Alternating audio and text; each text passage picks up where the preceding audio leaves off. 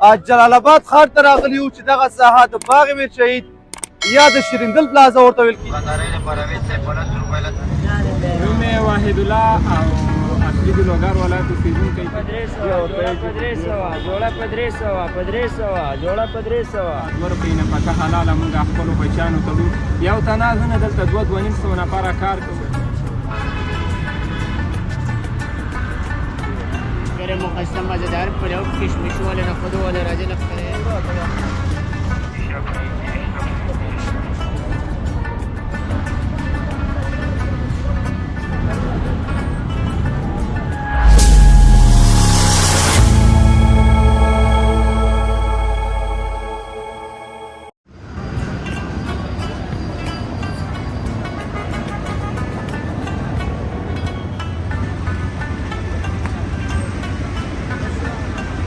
سلامونه او نیکې هیلې درنو دوستانو، رب تعالی دې ټول روغ او جوړ او صحتمند اوسئ.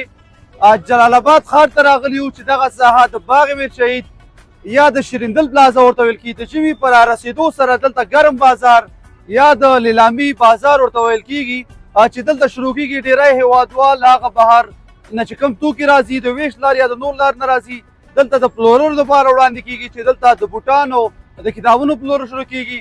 راځئ موږ سره ویډیو وګورئ، دغه بازار را سره وګورئ او خپله تنده مو پرې خړوب کړئ.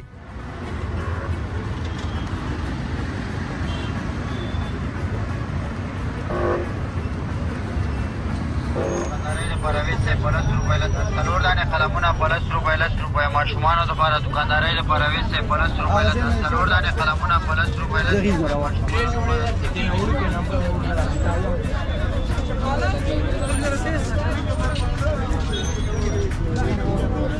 بان څه د خاطره و جګره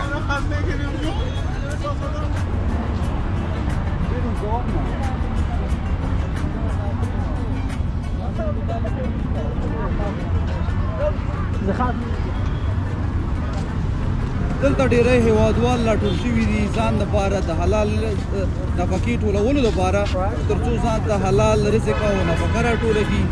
او د دولت څخه هم غوښتنه ده چې دغلته موږ ته یو صحیح منظم ځای برابر کړي، یو ښایسته بازار برابر کړي چې تر څو موږ په ارامه سره کښېنو او رزق راټول کړو. نور جزئیات د یو د هېوادوال څخه تاسو را سره واورئ.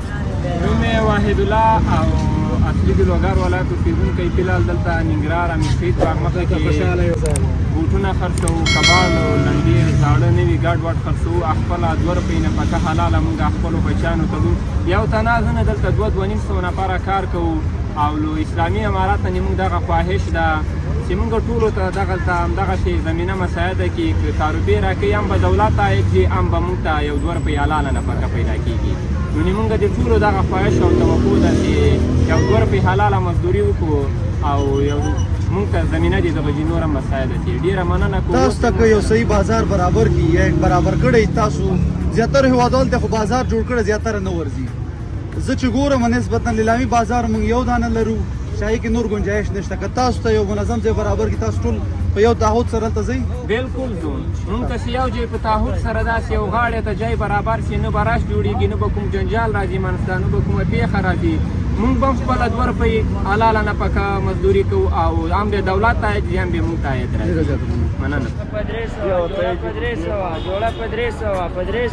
جوړه په 300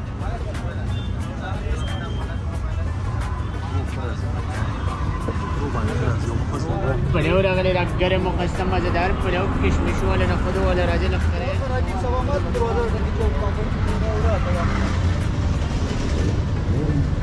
خپل کار کوو.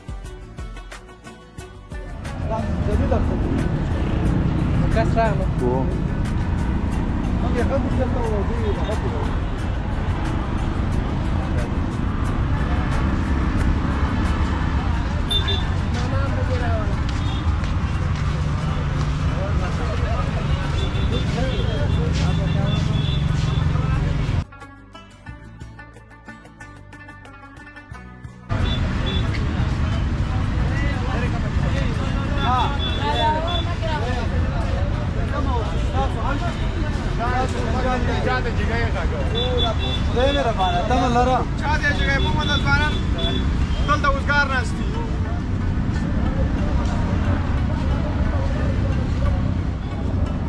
اروپا او اسیا کې دا چولې مشهورې دي د خیره